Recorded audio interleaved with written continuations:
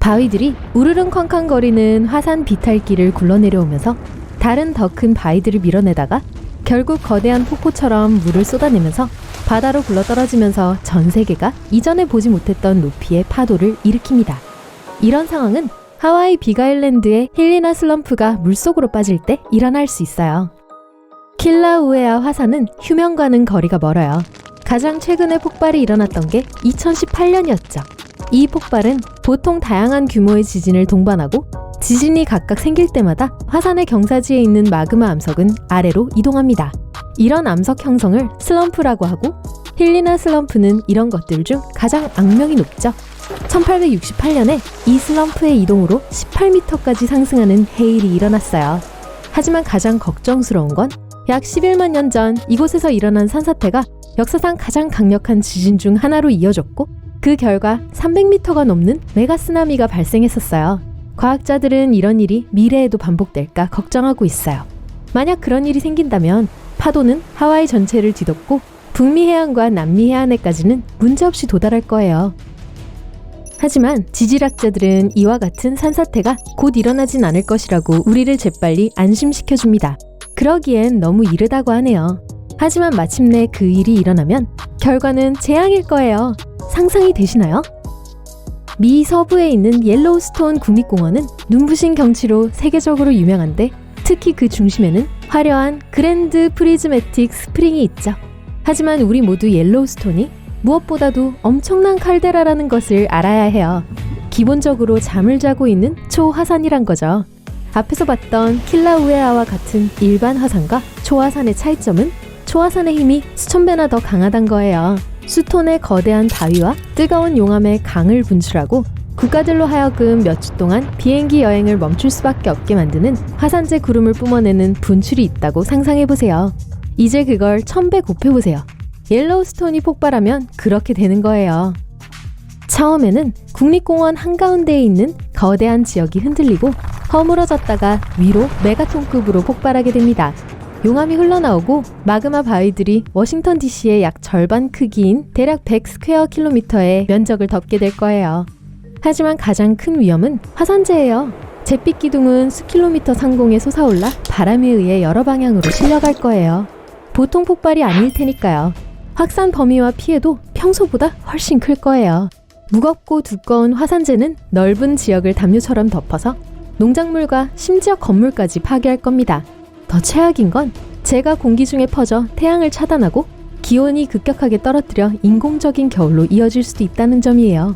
심지어 일반 화산도 전 세계의 온도를 몇 도 낮출 수 있어요. 초화산은 잠재적으로 새로운 빙하 시대를 초래할 수도 있어요. 다행히도 옐로우스톤 초화산이 가까운 미래에 폭발할 가능성은 극히 낮거나 전혀 없어요. 지구 역사상 이런 폭발은 단 3번 있었고 그런 재앙이 반복될 거라는 증거가 없어요. 과학자들은 그 확률이 0.00014%로 추정하고 있는데 이건 소행성이 우리를 다 쓸어버릴 확률보다 낮아요. 말이 나와서 말인데요. 공룡이 말을 할 수 있다면 그리고 적어도 그러려면 아직 살아있어야겠지만 여러분에게 소행성의 위협이 이보다 더 생생할 순 없다고 말할 거예요. 나사의 과학자들이 말하길 자신들이 지구와 가까운 모든 두드러진 크기의 소행성들의 90%를 추적했고 하나도 우려할 만한 게 없다고 했어요. 하지만 아직 나머지 위대한 미지의 10%가 남아있죠. 게다가 다른 천체들이 끌어당기는 힘 때문에 소행성들은 날아가면서 선로를 바꿀 수 있고 결국엔 우리 쪽으로 방향을 틀 수 있어요. 우린 운 좋네요. 만약 충분히 커다란, 예를 들면 지름 1.6km 정도 되는 소행성이 지구를 강타한다면 우선 12개의 대도시를 단 몇 초 만에 없애버릴 수 있을 만큼 강력한 폭발을 일으키게 될 거예요. 그러면 그 충격으로 화산의 화산재와 같은 먼지와 파편들의 구름이 피어올라 해를 가리고 지구 전체에 수세기 동안 지속되는 겨울이 시작될 거예요. 하지만 소행성이 바다에 떨어진다 해도 아마 그럴 가능성이 더 높을 텐데 그 결과로 생긴 파도가 수 킬로미터 높이까지 올라가 해안 도시들을 지구 표면에서 씻어내버릴 거예요. 하지만 적어도 새로운 빙하기는 없죠.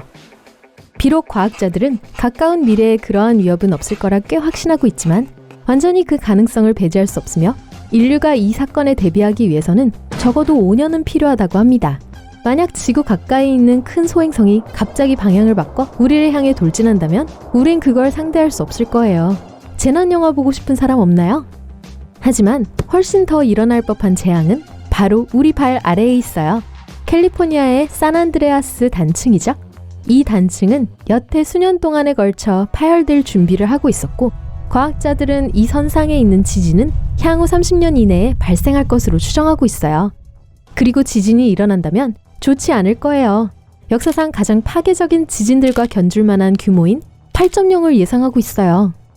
캘리포니아는 로스앤젤레스와 샌프란시스코를 포함한 미국 서부에서 가장 인구가 많은 도시들이 있기 때문에 더 위험해요. 이곳엔 고층 건물이 흔하고 이 건물들은 특히 지하의 흔들림에 취약하죠. 산안드레아스 지진은 도시와 시골 모두에 많은 피해를 입힐 수 있어요. 최악의 경우 집안이 부서져 건물과 농장을 파괴하고 풍경을 완전히 바꿔버릴 수 있어요. 그래도 여전히 과학자들은 앞으로 30년 동안은 이런 지진이 일어날 확률은 7%에 불과하다고 믿고 있기 때문에 우린 평생 높은 확률로 그런 걸 못 볼 가능성이 크죠. 그러나 전해 장소에 그리 멀지 않은 곳에 또 다른 지진 위험이 있어요. 칠레의 거대 지진이에요. 이 나라는 섭입대 바로 위에 있어요. 두 개의 지각판이 서로 만나 한쪽이 다른 판 아래로 들어가는 곳이죠. 이 만나는 지점에서 계속되는 움직임 때문에 긴장이 축적되고, 그리고 일단 그 중압감이 너무 심해지면 엄청난 지진이 일어나요. 칠레는 최근 몇 년 동안 많은 지진을 경험했고, 과학자들은 그게 이 지역에 정말 큰 지진을 준비하고 있는지도 모른다고 걱정하고 있어요. 과학자들은 세기가 끝나기 전에 대지진이 일어날 거라고 믿고 있으며, 그것은 해안 지역에 대단히 파괴적일 수 있어요. 심지어 더 작은 지진도 서해안에 홍수를 일으킨 쓰나미를 일으켰는데, 그와 같은 거대한 지진은 믿을 수 없는 높이의 파도를 일으키겠죠. 긍정적인 부분은 이제 칠레가 다가올 자연재해에 대비하는 법을 알게 되었고, 지질학자들은 지진이 일어나기 전에 사람들이 대피할 수 있을 거라고 꽤 확신하고 있다는 점이죠. 1859년 9월, 천문학자 리처드 캐링턴은 태양을 보고 있다가 갑자기 표면에서 밝은 불길을 보았어요. 그는 이 불길에 대해 기록해 두었지만 며칠이 지나서야 그게 얼마나 중요한 것이었는지를 깨닫게 되죠. 불길에서 나온 에너지는 지구에 도달해 직접적으로 강타하여 쿠바 상공에 북극강을 나타나게 했고, 전 세계의 전신선들을 태워버렸어요. 이 사건은 캐링턴 이벤트라 불렸고, 그건 바로 태양 폭풍이었죠. 그런 폭풍은 지구를 자주 강타해요. 하지만 어느 것도 캐링턴 이벤트만큼 강력하진 않았어요. 그 전에도 그 후에도 말이죠. 하지만 2012년에 천문학자들은 비슷한 태양 폭풍을 신고했는데, 이 에너지가 우리 행성을 다시 한번 강타할 뻔했죠. 일주일만이라도 더 빨랐더라면 큰일 날 뻔했어요. 오늘날 인류는 삶의 거의 모든 부분을 전기에 의존하고 있고, 강력한 태양 폭풍은 지구의 전자기장에 굉장한 문제를 일으킬 거예요. 모든 전자기기들은 정지하거나 누전될 거고, 기본적으로 모든 걸 가동하는 거대한 변압기는 영원히 고장나버릴 거예요. 이걸 수리하는 데는 몇 년이 걸릴 거고, 그런 엄청난 정전 수리 비용은 수조 달러가 들겠죠. 가장 최악인 건 과학으로는 태양 폭풍을 거의 예측하지 못한다는 거고, 심지어 어떻게 미리 알았다 하더라도 우린 그걸 막을 힘이 없다는 거예요. 이 폭풍은 단 몇 초 만에 발생하고, 소란을 일으키는 입자가 지구 대기에 도달하는 데는 약 8분이 걸리죠. 정전은 조금 더 늦게 일어날 거예요. 엄청난 양의 플라즈마 구름이 우리 행성에 도달한 하루쯤이나 그렇게요. 지금은 태양 폭풍을 막을 방법은 없어요. 그리고 몇 년 안에 우리의 모든 전기를 끊을 수 있을 만큼 충분히 강력한 한방이 올 가능성은 상당히 높아요. 약 12%죠. 이 모든 것에서 유일하게 좋은 점은 우리가 이제 그러한 가능성을 인지하고 있고, 적어도 미리 대비를 할 수 있다는 거예요.